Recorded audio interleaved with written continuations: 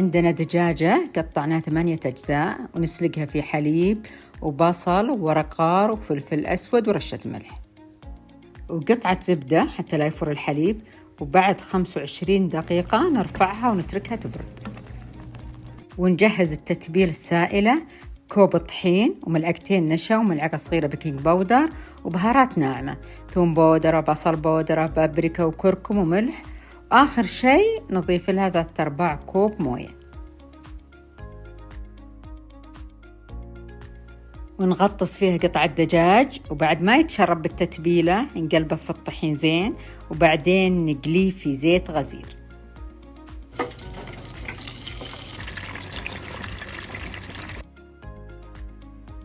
ما تتخيلون كيف تأثير سلق الحليب عليه، أبيض ومستوي من جوا وطري ومقرمش من برا.